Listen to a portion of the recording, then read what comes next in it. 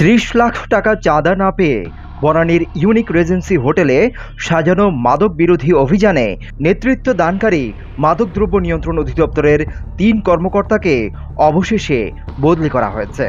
15 এপ্রিলের মধ্যে তাদের স্ব কর্মস্থল থেকে নতুন কর্মস্থলে যোগদানের জন্য নির্দেশ দিয়েছেন মাদকদ্রব্য নিয়ন্ত্রণ অধিদপ্তরের মহাপরিচালক মোহাম্মদ হাসান মারুফ।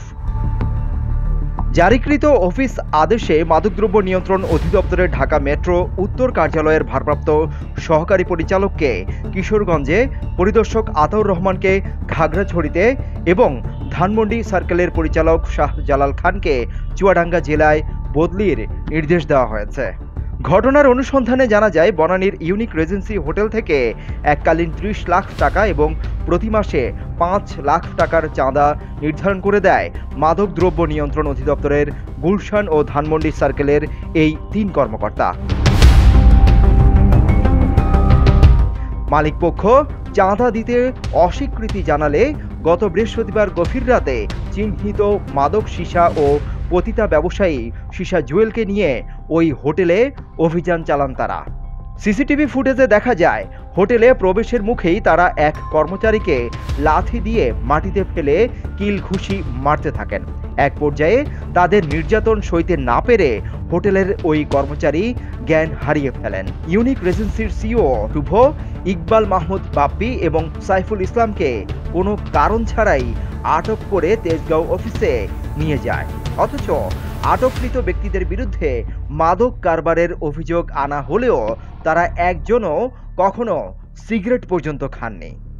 ঘটনার পরদিন সোশ্যাল মিডিয়া সহ বিভিন্ন মিডিয়ায় অনৈতিক এই অভিযান পরিচালনা এবং হোটেল থেকে 3 জনকে গ্রেফতার ও এক কর্মচারীকে বেদম প্রহারের তথ্য ও চিত্র ছড়িয়ে পড়ে। এরপরেই ঘটনাটি তদন্তের নির্দেশ দেন মাদকদ্রব্য নিয়ন্ত্রণ অধিদপ্তরের মহাপরিচালক মোহাম্মদ হাসান মারুফ। মাদকদ্রব্য নিয়ন্ত্রণ অধিদপ্তরের এই মহাপরিচালক সজ্জন ব্যক্তি হিসেবে পরিচিত। তিনি দায়িত্বভার গ্রহণের পর মাদকের বিরুদ্ধে জিরো টলারেন্স নীতি গ্রহণ করেন। তার দেওয়া নির্দেশনায় দেশের বিভিন্ন স্থানে মাদক বিরোধী অভিযান শুরু হয়। ভীত হয়ে পড়েন মাদক কারবারিরা। অভিযানে অনেক মাদক ও মাদক কারবারিকে গ্রেফতার করেন মাদকদ্রব্য নিয়ন্ত্রণ অধিদপ্তরের কর্মকর্তারা। ইউনিক রেজেন্সি হোটেলের এই ঘটনা তদন্ত করতে গিয়ে মাদকদ্রব্য নিয়ন্ত্রণ অধিদপ্তরের গঠিত টিম ঘটনার সত্যতা খুঁজে পান। তাদের দেওয়া রিপোর্টের ভিত্তিতে রবিবার বিকেলে অভিযানে নেতৃত্ব দানকারী 3 কর্মকর্তার বিরুদ্ধে শাস্তিমূলক ব্যবস্থা গ্রহণের নির্দেশ দেন মাদকদ্রব্য নিয়ন্ত্রণ অধিদপ্তরের মহাপরিচালক মোহাম্মদ হাসান মারুফ।